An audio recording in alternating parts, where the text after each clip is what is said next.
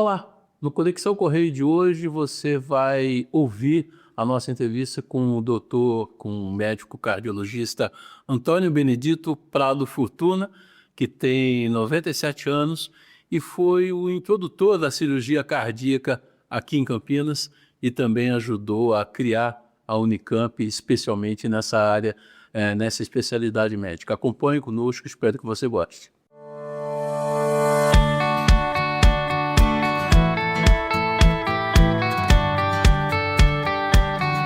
Então a gente começa pelo lado mais pessoal, falando do local de nascimento. Você é filho de que cidade?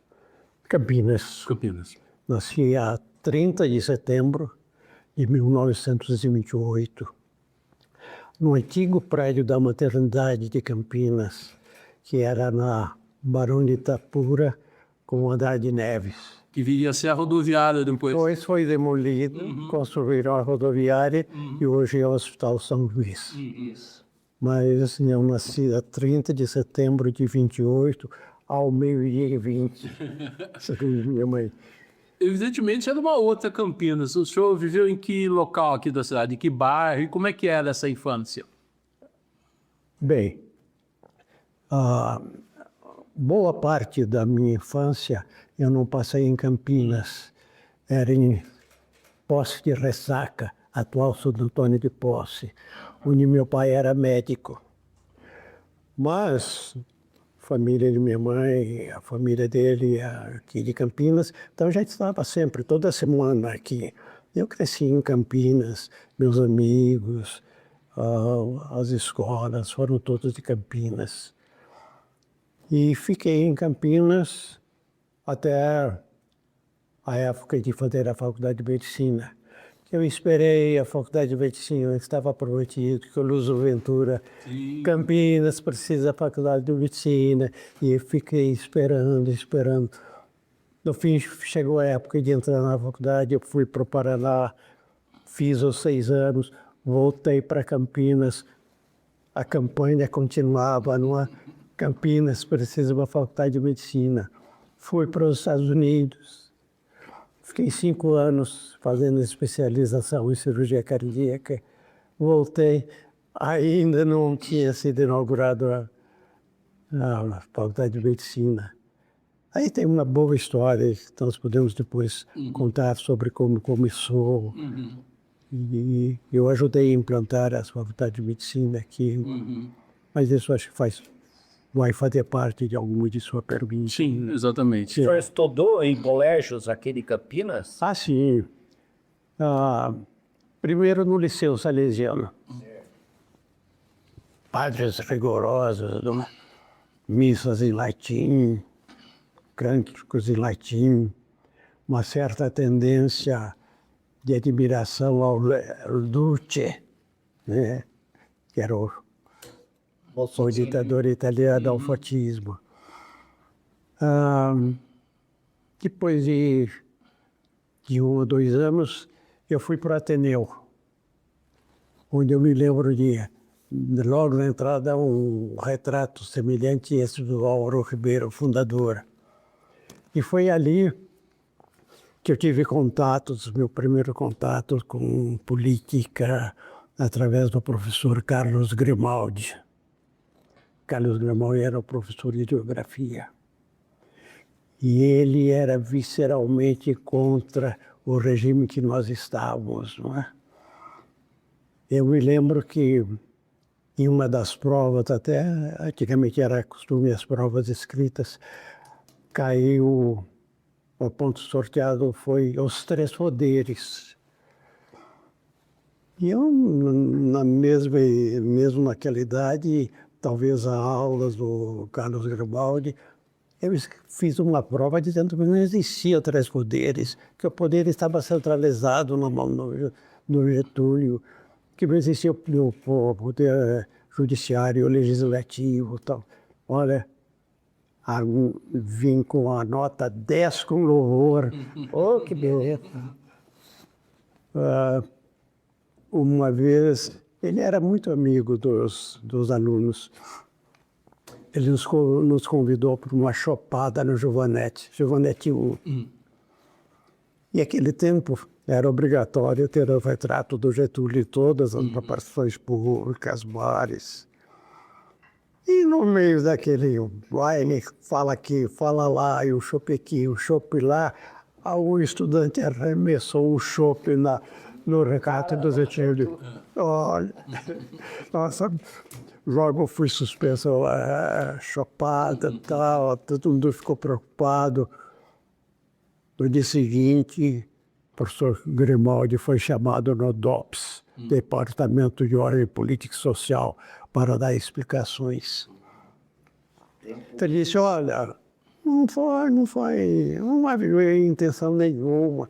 Estavam numa reunião de confraternização, e um chopp aqui, um chopp lá, de repente alguns dos estudantes se desentenderam lá entre si, e um um copo, e por acaso, sabe, deu Isso ainda foi bom. acabou. Que ano era isso? Isso foi em 1940, 30 aí? não, acho que 40 e pouco, que não lembro bem o Estado.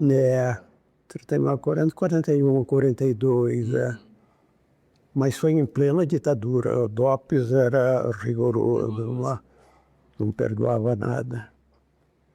Agora, a opção por medicina, imagino que foi com uma influência do pai, é isso? Sim, foi. O meu primeiro desejo foi ser bombeiro. Toda criança. Porque, eu me lembro que existia um circo mundial famoso, que era o Circo Sarrazani. Pegou fogo em Ribeirão Preto. Ah, é? Não sabia. Mas quando ele esteve aqui em Campinas, meus pais me levaram para ver uma das sessões do Circo Sarrazani. E eu fiquei muito impressionado com um bombeiro que tinha um chapéu metálico comprido. Então, quando perguntava o que você quer ser, quero ser bombeiro. Bom, mas depois o tempo passou e naquele tempo estava muito em moda a química industrial. Então eu pensei em fazer química industrial.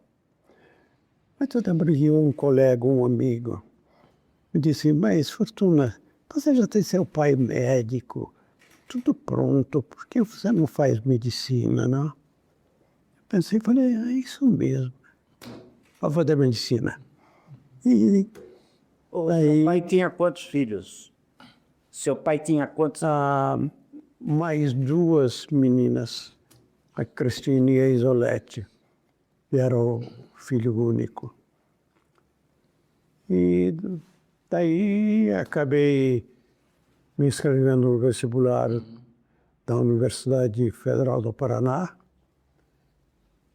Era naquele tempo já um bom número, acho que tinha mais de 300 inscritos. Eu entrei em 5º lugar, entrei bem, fiz o curso. Foi um curso, me distingui principalmente em cirurgia experimental. Naquele tempo, o professor de técnica operatória, que era feito em cães, os exercícios, era o Dante Romanó. Ele me propôs que eu repetisse em cão uma cirurgia que estava muito em moda, que era a cura da tetralogia de Fallot, um defeito congênito sério, através de uma cirurgia que foi idealizada por Blaylock, nos Estados Unidos. Consistia num desvio circulatório, uma anastomosi de uma artéria que ia para o braço, para a artéria pulmonar, passando por cima, portanto, da estenose. Existe até um filme, Quase Deuses, que foi muito famoso, que conta a história justamente de Blaylock Taus. E eu consegui em cachorros repetir essa cirurgia. Puxa. Fiz trabalhos. Aquele ano, a Sociedade Brasileira de Cardiologia ia se reunir em Curitiba, era o 8º congresso. E eu me inscrevi, o trabalho foi aceito. Não como hoje existem sessões para receber o trabalho dos estudantes, dos murais. Não, foi como trabalho normal em um congresso. Apresentei o trabalho, fui elogiado, fui cumprimentado. O senhor era estudante aí? Era estudante, é. Estava no 6º ano quando apresentei. E esse trabalho depois foi para um congresso em Belo Horizonte. E por ocasião da formatura, rendeu o prêmio Medalha de Ouro de Cirurgia Experimental 1953. Tenho até hoje o diploma. E aí então nasceu, me despertou o interesse também pela cirurgia cardíaca, não? Que eu vi nascer a cirurgia cardíaca. O senhor se formou com quantos anos, então? 20 e poucos anos, acho que uns 24 anos. Formei em 1953. E o que o motivou a ir para os Estados Unidos? Justamente esse interesse pela cirurgia de Blalock, que estava relacionada com a cirurgia cardíaca, e o conselho de meu professor de cirurgia experimental, Dante Romanor, disse: Fortuna, está nascendo uma nova especialidade, a cirurgia cardíaca. Você tem habilidade, vai para isso, vai para os Estados Unidos. Mas era muito difícil, principalmente eu queria trabalhar ou com o Blalock ou com o Bailey, que é outro capítulo, é o capítulo foi que iniciou, que eu presenciei o início da cirurgia cardíaca direta.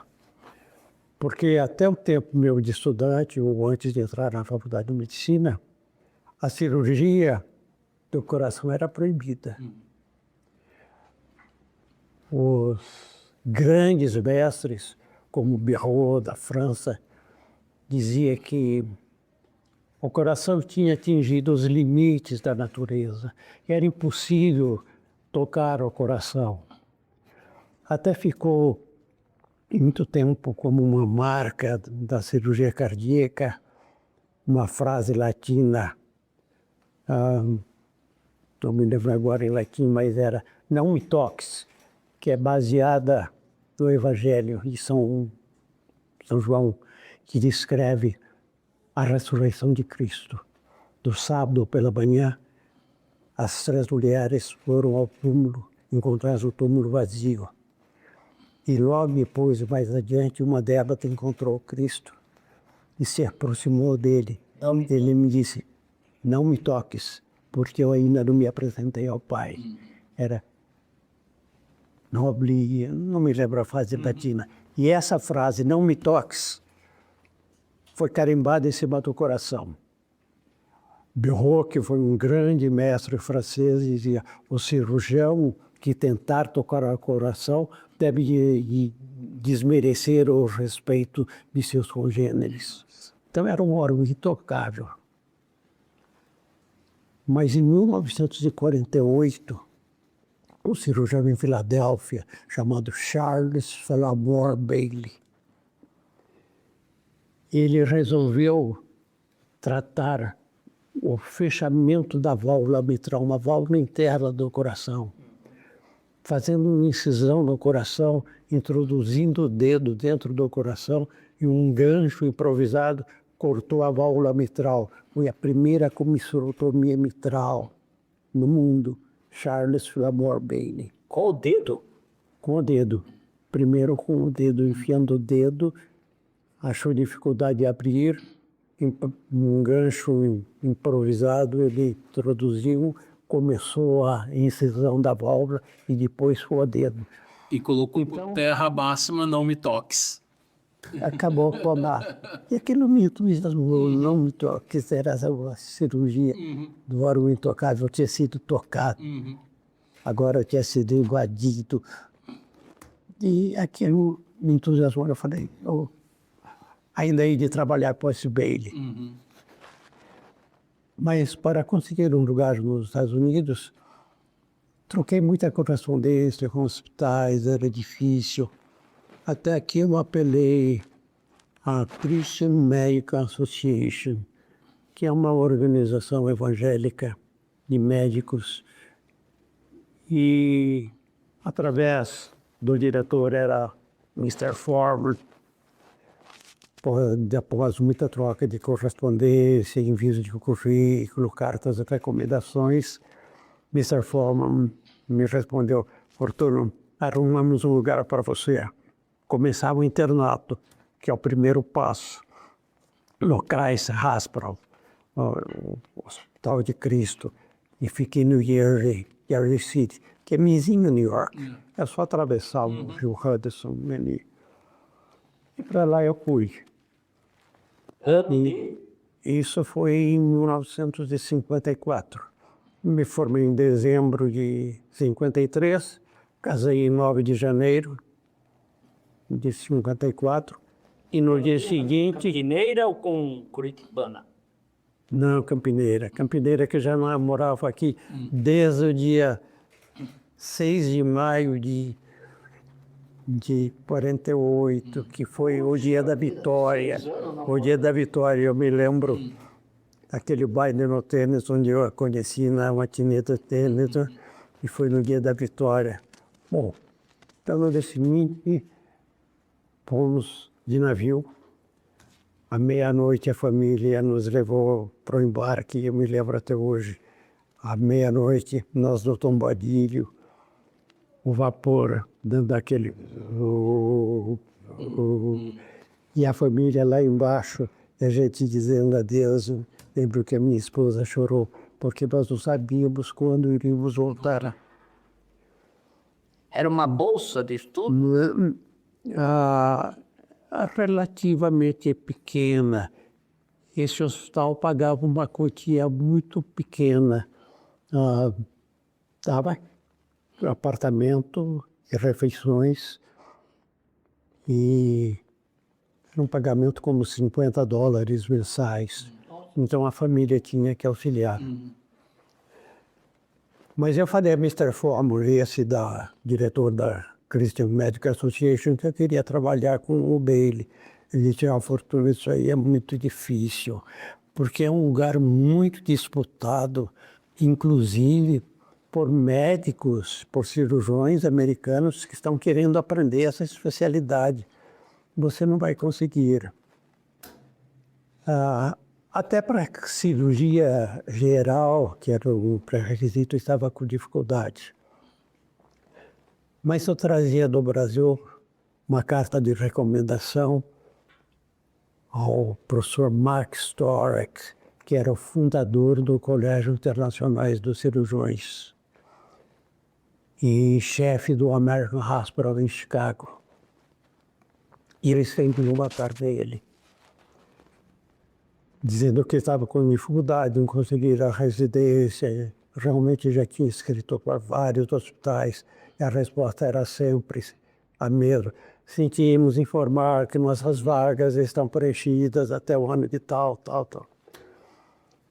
Bem, para surpresa minha, o Dr. Mark Stork me respondeu a carta, dizendo: eu estarei em Nova York no dia tal, no Waldorf Astoria. Me telefone lá, falei com minha secretária agendando um dia, e eu vou recebê-lo, quero saber das suas pretensões. Eu fiquei radiante, muito satisfeito, mas naquele dia, que tinha marcado, agendado, teve uma urgência no hospital e eu não pude ir. Pedi a minha esposa que fosse. Minha esposa, coitadinha, tímida, ainda com inglês reduzido, teve que ir lá no Waldorf Astoria, agora suntuoso de Nova York, e foi recebido na suíte pelo professor Mark Storek. E ela contou a história. E ele ficou sensibilizado e me mandou um recado: diga a seu esposo que pare de procurar por residência. Ele já é meu residente. Ele que me escreva só para formalizar isso aí. E quanto à cirurgia cardíaca, eu sou muito amigo do Bailey. que o Bailey é associado do colégio que eu fundei. Eu vou dar um telefonema para ele. Eu vou falar de ser esposo para ele. Fica tranquilo. Entra em contato com o Dr. Bailey. Quando a Lúcia voltou dessa entrevista e me contou isso, eu fiquei radiante. Eu falei, não pode ser, estou com muita sorte. Escrevi ou telefonei para Filadélfia, para o Dr. Bailey. Ele me respondeu, foi por carta, dizendo: Dr. Max Torek, na realidade, falou sobre você. Marque um dia, me escreva para ter certeza que eu estarei em Filadélfia e eu vou te receber. Marquei o dia, fiz a entrevista e ele me aceitou como residente, num lugar disputadíssimo com outros médicos americanos. Mas que espetáculo, as coisas parecem que caem. E fiquei com o Dr. Bailey. Era um centro médico de cirurgia cardíaca de fama internacional. Vivia cheio de médicos estrangeiros visitando, querendo ver o Dr. Bailey operar. Mesmo o Dr. Zerbini, do Brasil, esteve 2 vezes lá. Daí já era operação de peito aberto? Ainda não, estamos começando com essa do dedo, introdução do dedo, e instrumentos também para dilatar a válvula aórtica e que introduzia no coração. Foi em 1953 que o Dr. Gibbon, em Oregon, operou pela primeira vez com o coração aberto, usando uma máquina coração-pulmão artificial. Quer dizer, o sangue venoso do paciente era drenado para essa máquina, onde ele era oxigenado e bombado de novo para o paciente através de uma cânula introduzida na aorta. Foi uma das coisas, dos acontecimentos da cirurgia cardíaca que marcou muito. Eu imaginei poder ver o coração, ver a válvula, não é sentir contato com os olhos e abrir, poder fazer com os olhos, né? Foi o início da cirurgia sob visão direta e circulação extracorpórea. Outro avanço foi quando Starr, em Oregon, e Edwards, o engenheiro, idealizaram uma prótese valvar. Era uma pequena gaiola com uma bola de silicone que subia e descia e podia se substituir a válvula quando muito calcificada, quando não tinha reparo, podia trocar só A válvula mitral? a válvula mitral. Então era a válvula de Starr Edwards. Esta válvula, depois eu já em Campinas, tive a oportunidade de implantar a primeira válvula mitral aqui em Campinas, a válvula de Starr Edwards. Era uma paciente que era do SUS, e o SUS não fornecia essa válvula. E era muito caro, muito caro. Eu recorri, sabe quem? Ao Correio Popular. É mesmo? Que eu... Vamos pesquisar isso. Eu tenho até fotografia aqui, o Segalho. Era um senhor que ele fazia campanhas patrocinado pelo o jornal para aquisição e doação de cadeiras de rodas.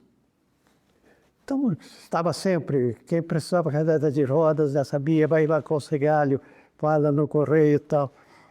Vou falar com o Segalho. Segalho, você nem quer mudar de um pouco de assunto, em vez de Cadeira de roda. de cadeira de rodas, aí, ó, me consegue uma válvula de Starr Edwards. Dali a pouco tempo, ele bateu na porta, me entregando uma válvula. Ele fez uma campanha, conseguiu importar. Eu tenho até fotografia, né? Depois eu te mostro dele fazendo a entrega com o Correio Popular. Oh, que bonito. E foi a primeira válvula mitral, então, implantada aqui em Campinas, Em que hospital? na Santa Casa, na Santa Casa. Quando eu cheguei dos Estados Unidos, foi uma decepção muito grande, porque Campinas não tinha condições para a cirurgia cardíaca. Tinha muito nome, tinha o Penedo Bollier e o Rocha Brito, eram os centros conhecidos. Mas o senhor ficou nos Estados Unidos até quando, então? 5 anos, 5 anos. Até 59. É. Foi quando eu vim para Campinas, então eu procurei hospital, não tinha hospital nenhum para trabalhar. Eu fui para Santa Casa, fui recebido pelo diretor clínico, expus o meu projeto de fazer um centro de cirurgia cardíaca. Ele falou, doutor, Nem a Unicamp existia. não, isso veio depois. Eu entrei na implantação da Unicamp, dessa Unicamp que o Luso Ventura vinha pregando e tal. Mas o diretor clínico me disse, Fortuna, que na Santa Casa nós não precisamos de médico. Só tem um setor, uma seção que está sem médico. É o pavilhão. Eu falei, mas o que existe no pavilhão? Ele falou, olha, as úlceras varicosas, que eram muito comum aquelas mulheres com ferida grande, não? E as gangrenas, e gangrenas diabéticas, com bom cheiro, nenhum médico queria tocar. Então as irmãs de caridade faziam um curativo, dentro da possibilidade delas. Para surpresa do diretor clínico, eu disse aceito. De cirurgia cardíaca, que ia tratar de ferida e gangrena. Mas eu estava ansioso por trabalhar, eu queria trabalhar, eu queria exercer. Mas A Casa de Saúde, o Círculo Italiano e o NIC não funcionam. não. Conheci o Mário Gatti, era um hospital geral, para cirurgia geral, era muito bom, mas não tinha condições para cirurgia cardíaca. Eu me lembro até de um colega, quando eu disse que pretendia fazer cirurgia cardíaca, ele falou que aqui em Campinas, imagina, você está sonhando, Campinas não tem condições de um serviço de cirurgia cardíaca. Bom, mas voltando ao assunto lá do pavilhão, eu aceitei. E com os conhecimentos que tinha adquirido nos Estados Unidos durante o estágio em cirurgia geral, eu tinha estagiado em cirurgia vascular, num instante eu transformei aquele pavilhão numa enfermaria padrão de doenças vasculares periféricas. As feridas logo cicatrizaram, as gangrenas diabéticas, tratamento adequado. Aquilo impressionou o provedor, impressionou o corpo clínico. Pouco tempo depois eu estava como diretor clínico do hospital, não? Mas a cirurgia cardíaca lá não tinha condições. E o meu sonho era a cirurgia cardíaca. Eu estava tratando das gangrenas, das úlceras varicosas, mas queria fazer cirurgia cardíaca. Daí não sei como, através de alguém do Lions Club, que tinha uma ligação com o Hospital Álvaro Ribeiro, que era infantil, falou, olha, vamos tentar o Álvaro Ribeiro. Eu fui lá no Álvaro Ribeiro, eu não lembro quem era o diretor, mas se mostrou interessado. Falou, vamos fazer. Eu falei, olha, eu tenho a máquina pulmão-coração artificial que já estava funcionando, que eu, no Penedo Bollier, no laboratório experimental, que o Dr. Bollier havia cedido. Então, Álvaro Ribeiro mostrou interesse. Eu não sei, isso logo repercutiu na imprensa e eu fui procurado por um repórter do Jornal de Campinas. E ele fez uma entrevista e eu falei desses planos, desse objeto. Celso Maria de Mello Pupo, que era o provedor da Santa Casa, leu a reportagem e mandou me chamar. Não, Fortunato, você vai fazer isso no Álvaro Ribeiro? Aqui é Santa Casa, olha, eu tenho uma ala toda desocupada, fechada, dando prejuízo. Vamos fazer isso aqui, tem muito mais condições aqui, é um hospital geral, muito mais condições aqui do que lá no Álvaro Ribeiro, que é um hospital infantil.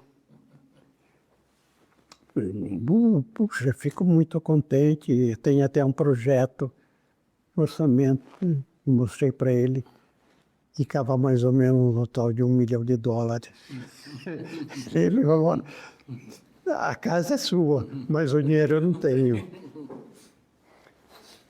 Daí me ocorreu lançar uma fundação entre as firmas americanas que estavam chegando em Campinas, Bendix, Bosch e tal. Era o Campinas Heart Fund, redigia em inglês, regulamento, e pedindo doações para construir um centro de cardiologia em Campinas, mais para atendimento dos menos favorecidos, da classe menos favorecida. Tive várias reuniões, várias promessas, mas dinheiro não entrou. Então a ideia de fundação furou.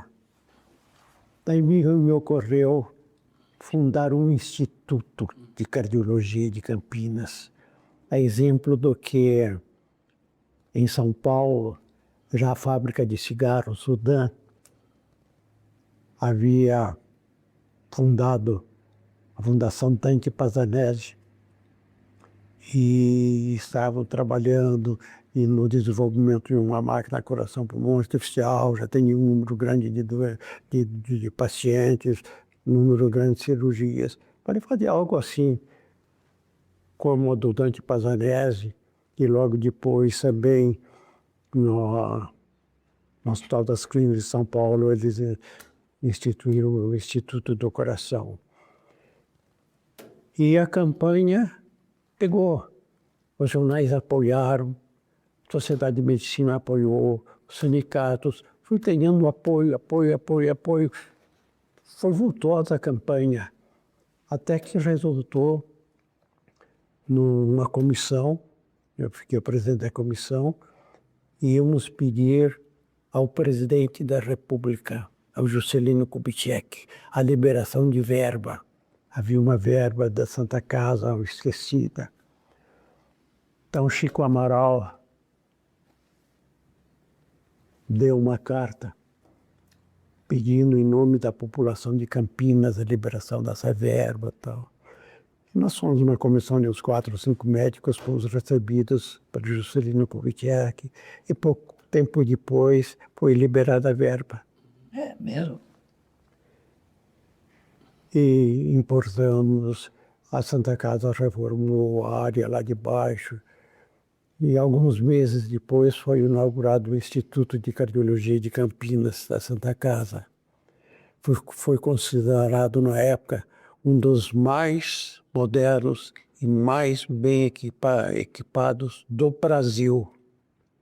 Realmente material de última linha. E, bem, estava inaugurado o hospital.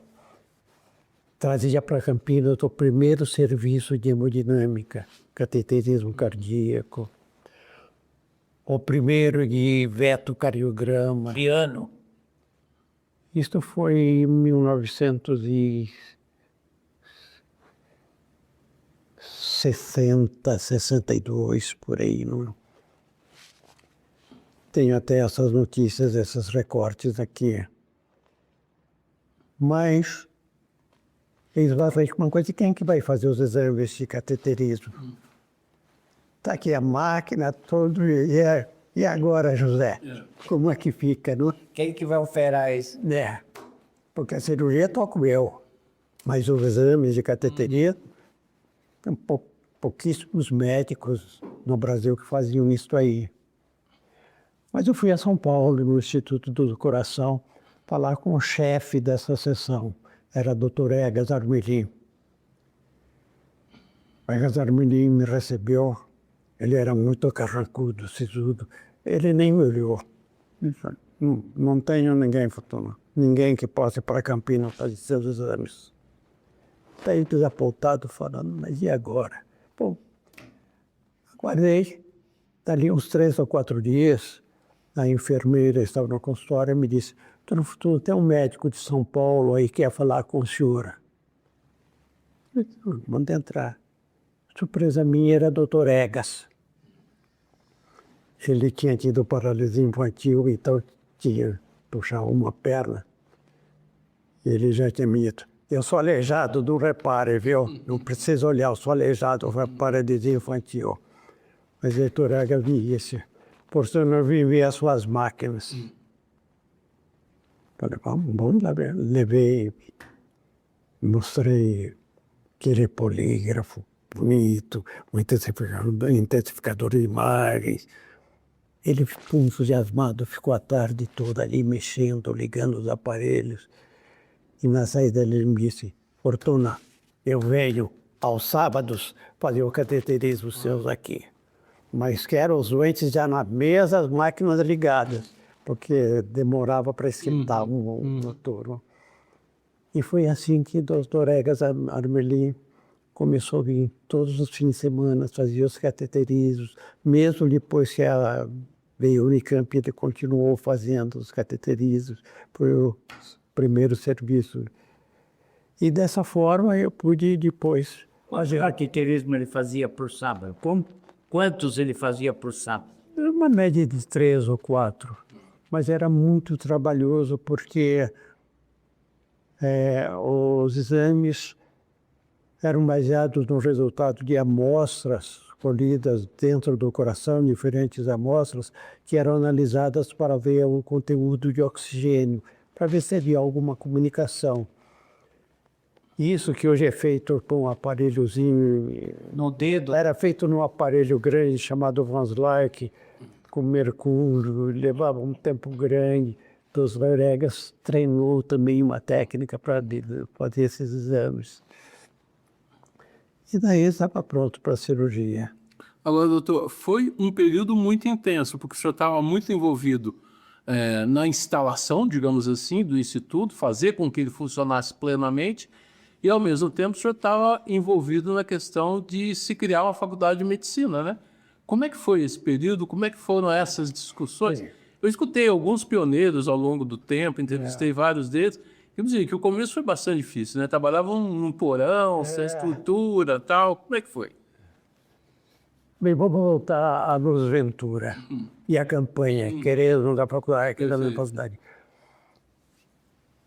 A organização, as direções das campanhas pensavam na instalação, mas não houve planejamento nenhum. Aonde vai ser a faculdade? Aonde vai funcionar? E, de repente, o Carvalho Pinto, devido à pressão da bancada paulista, resolveu pôr um decreto, criar a Faculdade de Medicina para funcionar daqui a não sei quantos meses, o ano que vem. E nomeou como reitor o Cândido de Moura Campos, que ficou poucos meses e foi logo substituído pelo professor Mário Deni. E a faculdade começou, então teve que improvisar. As cadeiras básicas foram para a maternidade que estava em construção. Dr. Almeida, que era o diretor, foi nomeado diretor da faculdade, conseguiu com muito custo um entendimento com a maternidade de Campinas, estava em construção, término de construção. O Estado assumia a responsabilidade de terminar a construção e, em troca, se daria espaço para as cadeiras básicas, anatomia e histologia, os 2 anos. Mas logo esses 2 anos passaram e precisava de um hospital. O reitor ficou à procura de hospital, onde eu vou levar os estudantes agora para treinar os pacientes, tratar, enfim, uma faculdade de medicina. O único hospital que talvez se adaptasse, porque atendia indigentes, era um hospital grande, era a Santa Casa. Então ele propôs a Santa Casa um convênio. Mas os médicos da Santa Casa não aceitaram. Os chefes de clínica, que tinham esse cargo vitalício, chefe de tal enfermaria, chefe da enfermaria de mulheres, chefe da enfermaria de homens, eles não queriam perder esse título. Falaram, não temos nada com a faculdade. Então, o Mário Deni realmente estava numa situação muito difícil, que tinha que começar naquele ano, o terceiro ano, o primeiro ano clínico, e não tinha onde.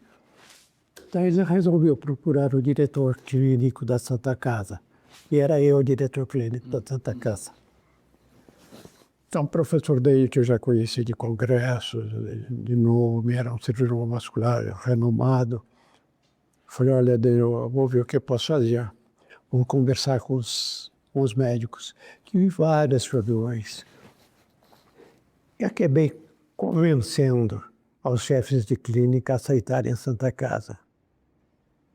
Mas aí foi estabelecido o convênio.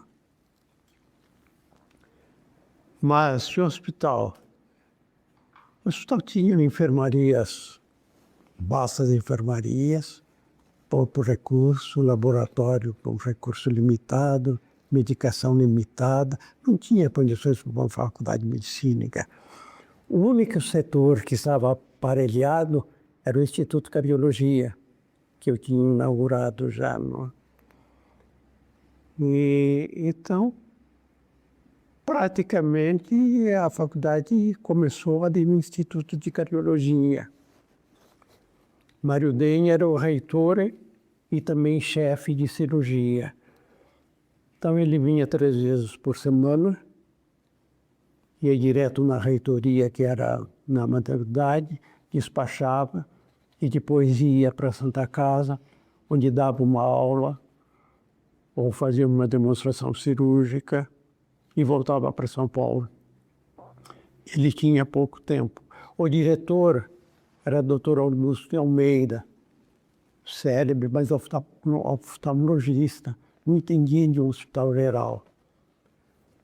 E então eu comecei a dar uma mão para o Mário Deni, não é?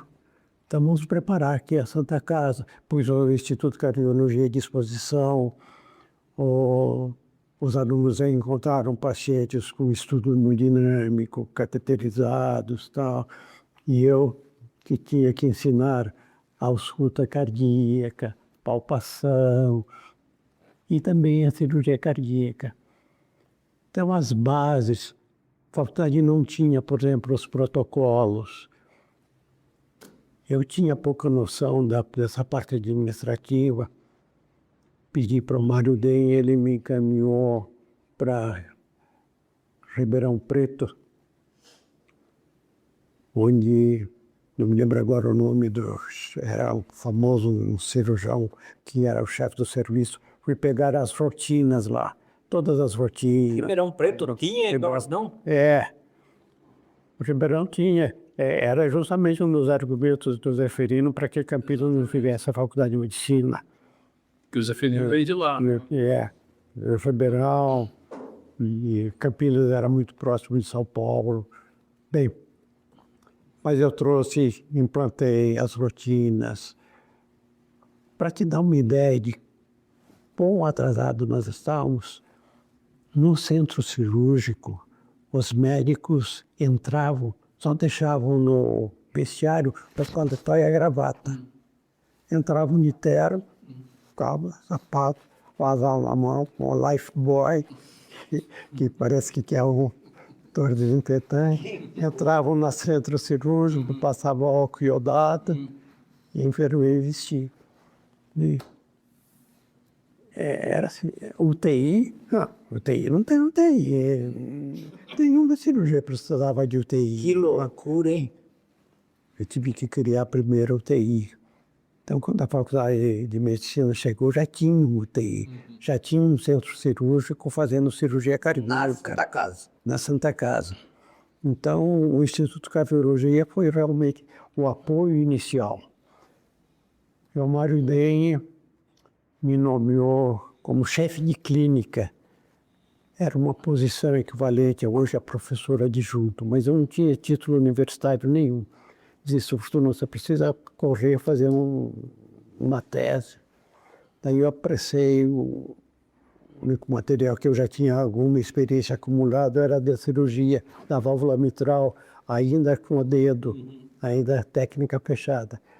Fiz uma tese e apresentei na faculdade de medicina de Curitiba, foi aprovado, vim com o título, fui nomeado professor, assistente doutor, e praticamente assumi ali, porque eu dei minha 3 vezes por semana, São Paulo e tal. E toquei até que começaram a vir outros professores, daí eu fui ficando só com cirurgia cardíaca e tal. Mas realmente essa foi uma fase E operando. operando, montando as rotinas de clínica médica e de cirurgia. Eu acredito que realmente essa foi a minha maior contribuição para Campinas, foi preparar um hospital, a área hospitalar para a Faculdade de Medicina, porque não tinha. E quando o Christian Bernard fez o primeiro transplante lá? Em Cape Town, em 1953, aquilo foi um estrondo, um acontecimento mundial. Não é? Nós ficamos entusiasmados também. Eu e minha equipe fomos para Houston, Texas, onde o Dr. Cooley estava operando, fazendo transplantes cardíacos em Houston. Nós fomos até também, tenho documentado aqui o Correio Popular fotografando o embarque, médicos embarcam para os Estados Unidos. E eu vi, e assisti em Houston uma coisa inusitada, inacreditável. Havia um paciente aguardando o doador. Dr. Cooley me mostrou, era um paciente que tinha tido um infarto miocárdio, 2 ou 3 paradas cardíacas, era irrecuperável mesmo, mas não tinha doador. Porque os doadores chegavam no hospital em frente, que era concorrente do Cooley. Não seguia pacientes. Mas o Cooley me disse, fique por aqui que esse transplante vai sair. Você veio do Brasil para ver um transplante, vai ver. Eu resolvi nem ir para o hotel aquela noite, fiquei no hospital. De repente, de madrugada, eu estava perto do centro cirúrgico, ouvi um ruído diferente. Uau, uau. Eu entrei, tinha um carneiro desse tamanho, já raspado, preparado para a cirurgia. Eu não acreditei, falei, nossa. Ele falou, olha, nós não encontramos doador, vamos usar esse carneiro como doador. Ele já foi submetido a cateterismo cardíaco, o débito dele, o rendimento, o coração dele é equivalente ao coração humano. Nós vamos fazer essa cirurgia. E realmente, entrei no centro cirúrgico, fiquei de pele ao lado do anestesista, vi o Dr. Cooley rapidamente e habilmente retirar o coração do paciente, pôr numa bandeja, aquilo era uma coisa realmente impressionante. Não é? Mas de repente abriu a porta da sala cirúrgica vizinha e entrou um cirurgião com uma bandeja com um coração de carneiro. Parecia um coração humano. Dr. Cooley... Mesmo tamanho, tudo? Tamanho todo. Dr. Cooley colocou dentro do peito do paciente e começou as suturas. Suturou os átrios, suturou a aorta, a artéria pulmonar. E chegou um momento em que ele deveria abrir a pinça e a circulação, então, do paciente ia entrar no coração do carneiro. E assim que ele abriu a pinça, o coração se endureceu e se ergueu numa rejeição aguda. Chama os clínicos, vamos dar beta-bloqueador, dá isso, dá aquilo, então. Não voltou. No dia seguinte, os jornais, ainda tem esse jornal, cirurgião tenta transplante de coração de carneiro, o paciente morre. Mas eu ia até... Rejeição imediata? Imediata. E isso, pouca gente, eu acho que nesse mundo viu. Eu testemunhei isso, o transplante do coração de carneiro, Dr. Delton Curry. E hoje usa válvulas de porcos, de coisa, né? Porco. Sim, as válvulas cardíacas, a primeira é essa que eu descrevi, de estar, que era uma gaiola com uma bola de silicone. Mas elas tinham como problema serem muito grandes e, por ser um corpo estranho, produzir trombos, trombose, tromboembolismo. Então, se pensou em usar um tecido humano para reconstituir uma válvula, fazer uma válvula artificial. E foi usado, primeiramente, a dura mater. Pacientes na sala de necrópsia, a gente recolhia a dura mater, que é uma membrana que envolve o cérebro, preparava, tinha um rito de preparação, deixava em glicerina não sei quantos dias, depois suturava a válvula em cima de um pedestalzinho, eram as válvulas de dura mater. Muito boas, só que não funcionava em pacientes em fase de crescimento, elas calcificavam precocemente. Eu perdi vários pacientes com essa calcificação. Daí, alguém resolveu substituir por pericárdio bovino. E até hoje são válvulas usadas, pericárdio bovino ou de porco. Mas atualmente, no futuro, e até mesmo atualmente, esses tratamentos das válvulas são feitos pelo hemodinamicista através de catéteres. Na sala de hemodinâmica, não precisa mais abrir o tórax. Com um catéter é introduzido dentro do coração um dispositivo que diminui o diâmetro de uma válvula insuficiente, ou até a troca da válvula, colocação de uma válvula artificial. A válvula óstica é muito comum ainda, hoje já se faz isto. Será a cirurgia cardíaca do futuro fora do centro cirúrgico?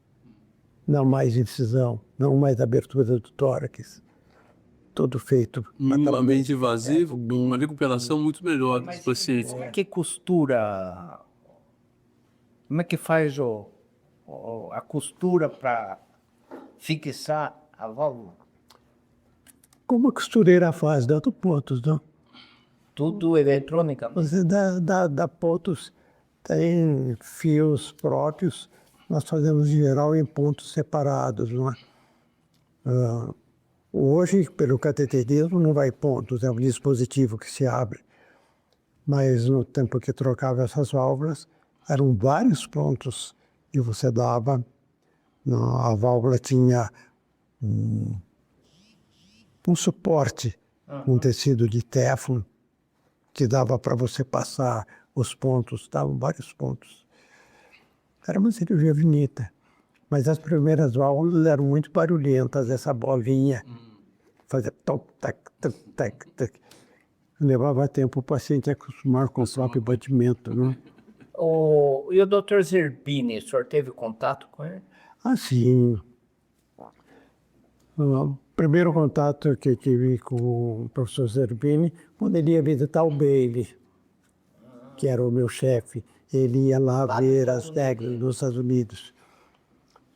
E o Dr. Zerbini ficava muito contente de encontrar um brasileiro, porque a gente sempre dava um jeito deles almoçarem na sala dos médicos com o pão do dólar, que era muito caro, mesmo para Zerbini, né? Então, Zerbini, José Hilário, vários cirurgiões brasileiros, eu os recebi lá no serviço do Zerbini Eide. já era da beneficência portuguesa ou não? O Zerbini. Zerbini não, já era do Instituto do Coração, da Universidade de São Paulo. E esse foi o primeiro contato. Depois, o contato com Zerbini foi durante congressos. Eu fui um dos fundadores da Sociedade Brasileira de Cirurgia Cardíaca, fui sócio fundador junto com Zerbini, Jatene. E o Zerbini foi meu examinador de umas teses de livre docência. A primeira tese de professor livre-docente em clínica cardiológica, que eu fiz na PUC. E a segunda em cirurgia cardíaca, que eu fiz na Unicamp. Naquele tempo eu fazia cirurgia, atendia pacientes clínicos. E com isso fui criticado, principalmente pelos clínicos. Mas não era cirurgião fazendo clínica.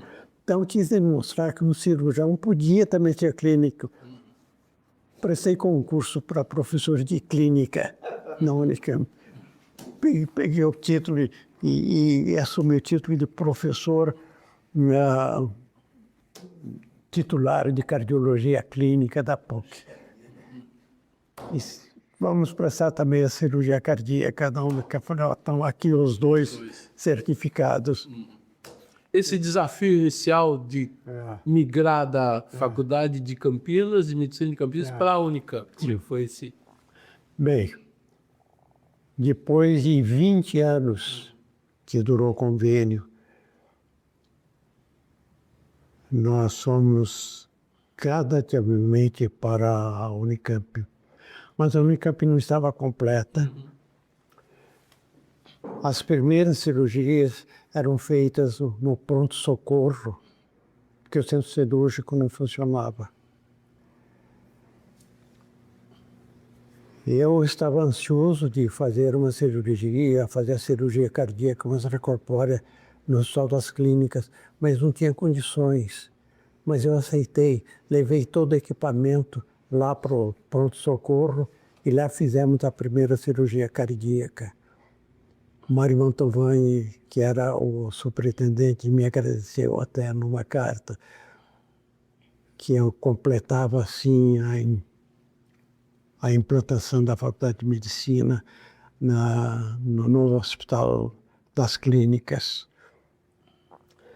Mas foi uma fase muito difícil. A cirurgia cardíaca tinha pouco acesso, eles me limitaram a uma cirurgia por semana, e assim mesmo nas segundas-feiras. E aquele tempo, os feriados, quando havia um feriado na semana, caía na segunda-feira. Então, às vezes, eu tinha... passava a semana sem operar, e os doentes acumulando, a clínica médica cobrando, a pediatria cobrando, os meus assistentes cobrando. Então foi uma fase muito difícil. E eu pleiteando, ofício aqui, ofício lá, pede para esse, pede para aquele. Não tinha anestesia, dizia que não tinha anestesistas e que não conseguia nomeação de outros anestesistas. Então realmente foi uma fase muito difícil. E minha equipe acabou até se descontentando com isso aí. No fim, eu até tive um problema coronário também, comecei a sentir angina, tive que fazer cateterismo. No fim, acabei pedindo afastamento, me afastei da Unicamp. Mas deixei implantado, enraizado, a disciplina já reconhecida pelos órgãos competentes, como disciplina, como residência. Já deixei ela pronta. Mas eu sei que eles tiveram dificuldade inicial em conseguir um cirurgião cardíaco. São Paulo havia muitos livres docentes prontos para assumir, mas souberam da política, da dificuldade e tal, nenhum de São Paulo aceitou. Daí eles encontraram Dr. Bailey, era de Rio Preto e tinha interesse também porque ele tinha uma fábrica de insumos cardiológicos, fábrica de válvulas, de máquina coração pulmão artificial. Então para ele foi muito conveniente. E ele até era amigo meu e continuamos amigos.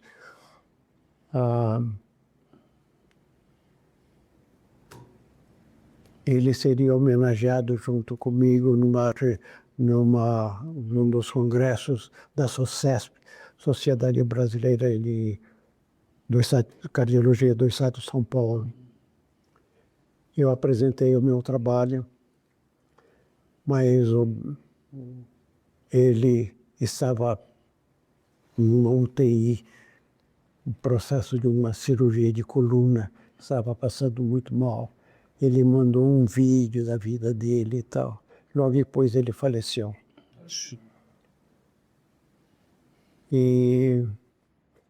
Mas como ele veio a convite do reitor, ele encontrou facilidades, verbas, e realmente a cirurgia cardíaca que eu comecei se desenvolveu e hoje é uma especialidade, uma disciplina reconhecida, opera diariamente, já fez inúmeros transplantes e eu tenho muita admiração pelo trabalho dele e pelo trabalho do atual coordenador. Realmente a disciplina de cirurgia cardíaca está funcionando. Perfeito.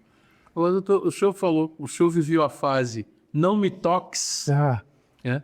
E aí houve toda uma evolução nessas últimas décadas da medicina em geral e da cardiologia especificamente, né? Novas drogas, técnicas novas, equipamentos novos. Como é que o senhor avalia essa evolução e como é que o senhor vê que futuro tem ainda essa especificidade, essa especialidade dentro da medicina? Bom, realmente a cardiologia, ou parte da cardiologia, tem sofrido modificações no decorrer do tempo. Não a cardiologia básica, a propedêutica básica, a anatomia, mas o foco. Na minha época, o foco era o tratamento, por exemplo, do infarto do miocárdio. Como eu trato o infarto do miocárdio? Era o tema de congressos, né? E nós tínhamos duas formas de tratamento na ocasião. Era a trombólise, que era a administração de medicamentos que dissolviam o coágulo que tinha entupido uma das artérias coronárias, ou angioplastia, levar no cateterismo e com um balãozinho dilatar, e posteriormente a colocação até de uma mola, de um estente. Mas o foco era o tratamento, como eu trato a insuficiência cardíaca, como eu trato a hipertensão. Tanto que nos congressos, uma das sessões muito concorrida era a sessão como eu trato. A gente sempre convidava um especialista em determinado setor da cardiologia para dizer como ele tratava os infartos, como eu trato a hipertensão, como eu trato a cardiopatia congênita. Então a minha cardiologia tinha como foco o tratamento. Hoje, a cardiologia tem como foco mais o diagnóstico, através dos recursos de imagens, cintinografias, todos esses aparatos modernos que conseguem fazer o diagnóstico preciso. Então, a cardiologia atual mudou de foco, não é mais o tratamento, é o diagnóstico. E no futuro, daqui a 10 anos, o foco será a prevenção. Assistida pela inteligência artificial. A inteligência artificial vai modificar muito a cardiologia. Já está. Hoje, a inteligência artificial é capaz de interpretar um eletrocardiograma melhor do que um especialista. O eletrocardiograma vê uma fibrilação atrial oculta, consegue prever uma insuficiência cardíaca, uma estenose aórtica, coisas que o cardiologista, o eletrocardiologista não consegue ver. Mas, através da inteligência artificial, isso é detectado. Hoje já usamos vários recursos. Costumo dizer que o consultório médico está passando para o bolso do paciente, melhor, para o punho do paciente. Nós usamos esses relógios. Ele me dá pressão arterial, ele faz eletrocardiograma, ele ministra tive apneia noturna. Então, no futuro, teremos outros sistemas de monitoramento à distância e calcular o grau de açúcar, a diabetes. E através do estudo genético, esse é o ponto da cardiologia futuro, vai ser possível estabelecer tratamentos 20, 30 anos antes do paciente apresentar o sintoma. Quer dizer, eu vou poder, através do estudo genético, saber prevenir que esse paciente vai ter diabetes, esse vai ter miocardiopatia, esse vai ter infarto. Então já preparo, já previno, já trato preventivamente o paciente. Essa será a cardiologia dentro de poucos anos, dentro de uns 10 anos. Mas muito dependente, que cada vez mais da inteligência artificial. A cirurgia vai ser reduzida a esses procedimentos. Dificilmente vão abrir o tórax para fazer um reparo, troca de válvula. Os marca-passos serão implantados sem fio. Então, realmente, eu sinto que não estarei aqui para ver, mas posso prever esse futuro. Então, a cardiologia, eu vivi essas 3 fases. Primeiro, o foco no diagnóstico. Antes disso, não me toque, mas na fase clínica, do foco era o diagnóstico, era o tratamento, como eu trato. Depois, hoje, o diagnóstico, através das imagens, e amanhã da prevenção, através de estudos genéticos, estudos cromossomas, e poder, então, selecionar os candidatos e já prepará-los para que não apresentem a doença que eles estão programados geneticamente a ter. Isso deve trazer um impacto positivo sensacional, né, doutor? Porque isso deve trazer um impacto positivo sensacional, porque evita, né, a sobrecarga da assistência, né? Internação, cirurgia, o impacto social da pessoa que se afasta do trabalho para poder... Isso vai ser sensacional. Doutor Fortuna, dentro dessa história maravilhosa, quais são os pontos que o senhor tem orgulho? Sabe, orgulho não, mas eu sinto nessa altura da idade que eu cumpri a minha missão. Eu consegui trazer para Campinas vários recursos. Uma cardioclínica, eu trouxe o primeiro sistema de ecocardiograma, primeiro sistema de reabilitação do cardíaco, a primeira unidade coronária, primeira unidade coronária móvel, o primeiro pronto-socorro de cardiologia.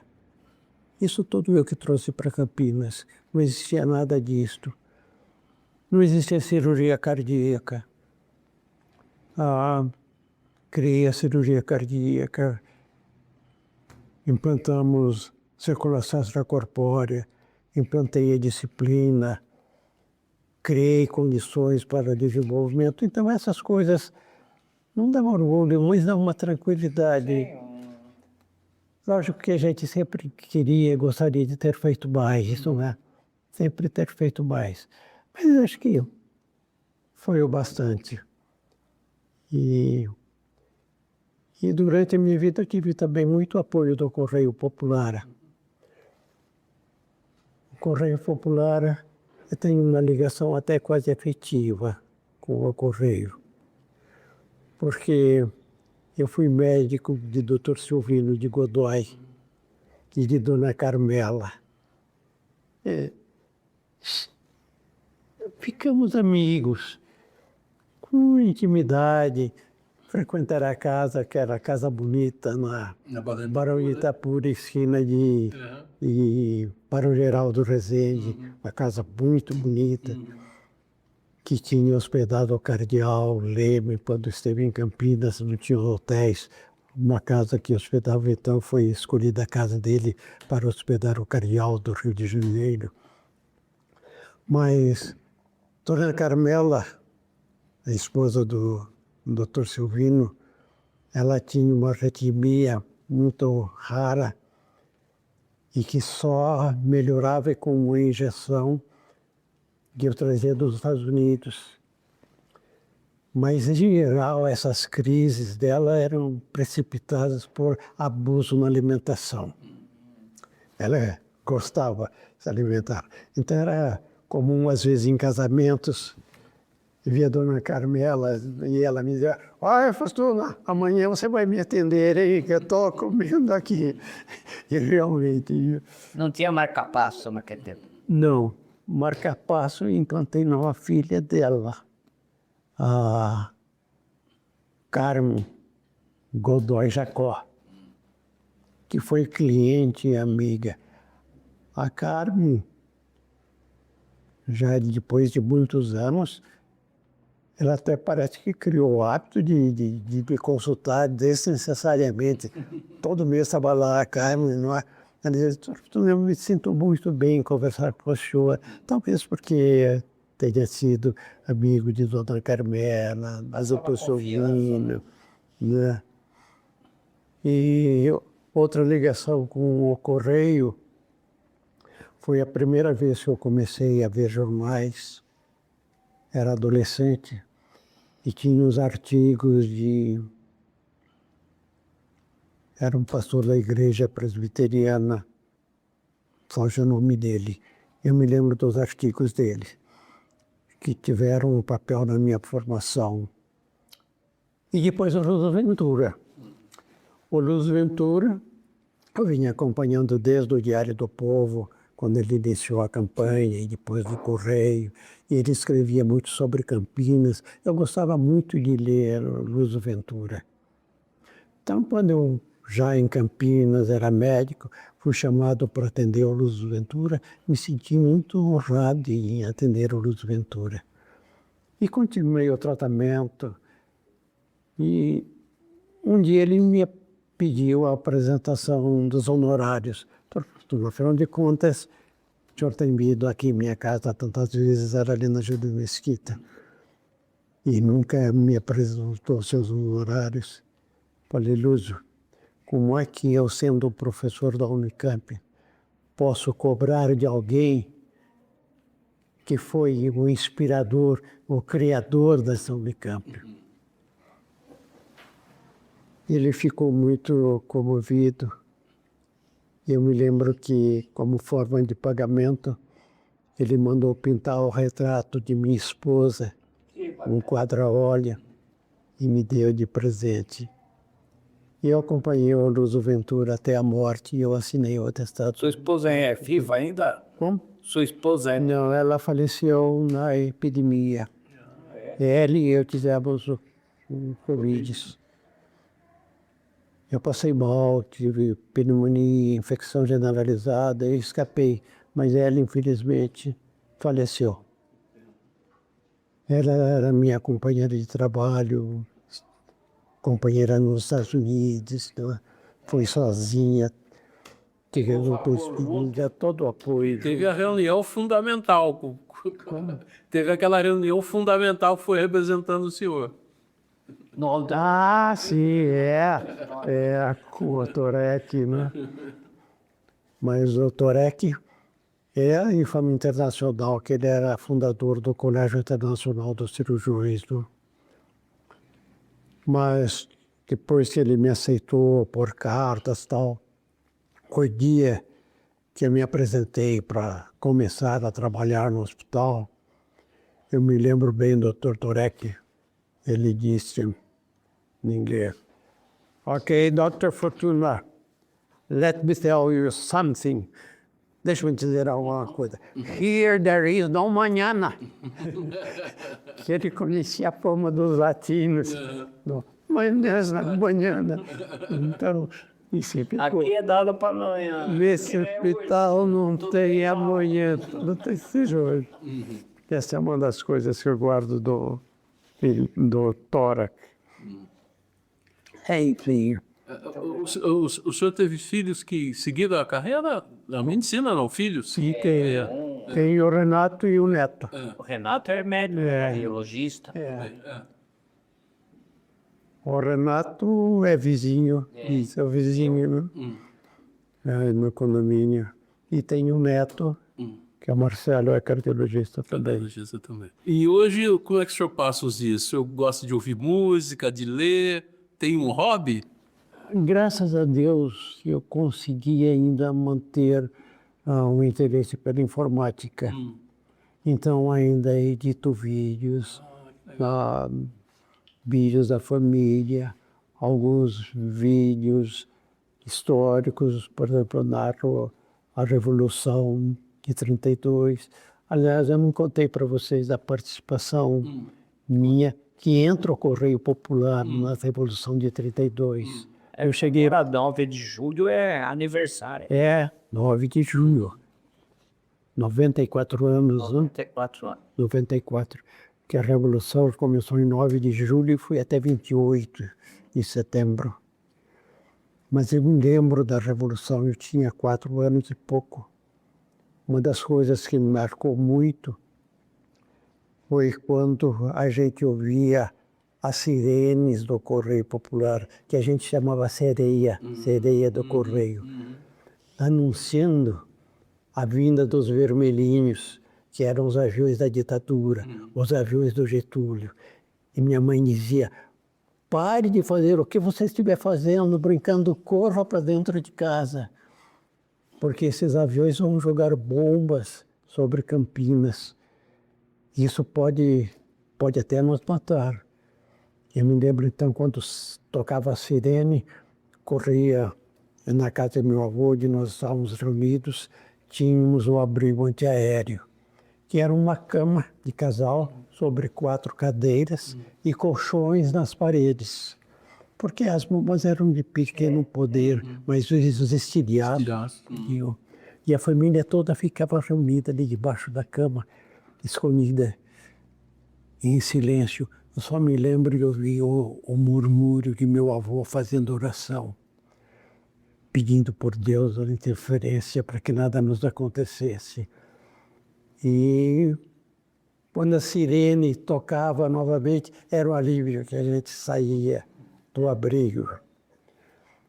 Mas eu me lembro também desse tempo, quando um dia chegou de surpresa meus 2 tios, o Francisco e o José, vestidos de soldados, se apresentaram à família. Eles, em segredo, de surpresa, se inscreveram como voluntários paulistas. E a família ficou muito orgulhosa com isso, não é? Porque havia um grande entusiasmo pela Revolução.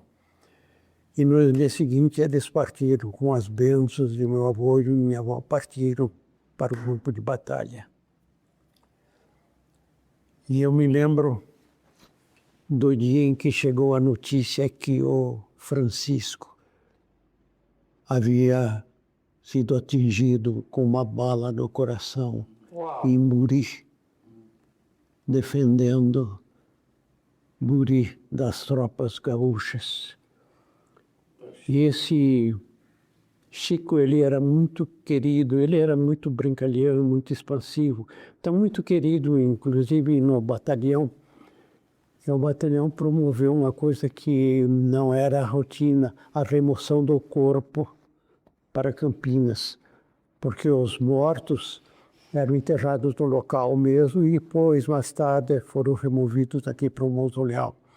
Mas o corpo de meu tio foi o primeiro voluntário paulino campineiro morto e o primeiro corpo a chegar aqui. E eu me lembro da casa de meu avô, todo cheio de bandeiras paulistas. Na porta, 2 soldados paulistas, como esse que tem no mausoléu, montando guarda. E na sala de visitas estava o caixão com o corpo de meu tio. Um tio paterno ou materno? Materno. Materno. Materno. Francisco Prado Filho. Foi um momento muito grande em Campinas, que era o primeiro voluntário de Campinas morto. Então houve uma movimentação. O Rosimo Maia, que era o prefeito, decretou o feriado público. Os colégios foram levar flores. Agora, um momento de maior emoção, eu me lembro ainda, foi quando minha avó, amparada no braço de meu avô, entrou na sala e se debruçou sobre o esquife. Houve um silêncio geral, uma emoção geral. Isso foi no dia 24 de agosto de 1932. Esse dia ficou marcado na família. E eu cresci nessa família que tinha também essa característica. Nós não comíamos queijo de Minas, salame do Rio Grande e nem comprávamos em casa pernambucana. Porque São Paulo lutou contra tropas do Rio Grande do Sul de Minas.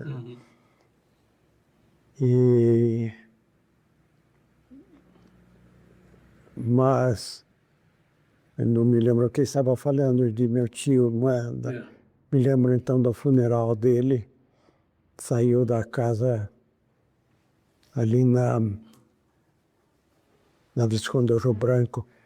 Mas um dos aspectos da Revolução que eu me lembro depois de termos capturado, na casa de meu avô, nós todos estávamos recolhidos com as janelas fechadas, com medo, porque a casa de meu avô tinha há pouco tempo ficado em evidência pela morte de meu tio. Então estávamos todos em silêncios, no quarto, as janelas fechadas. As janelas tinham a parte de madeira, de vidro, a parte de madeira fechada também. Quando nós ouvimos um ruído diferente, esquisito, que vinha da rua Sebastião de Souza. Minha tia mais velha, Judite, foi cautelosamente, abriu a fresta da janela, viu, olhou, deu sinal para nós, silêncio, e chamou cada um por vez, olhasse na fresta o que estava acontecendo.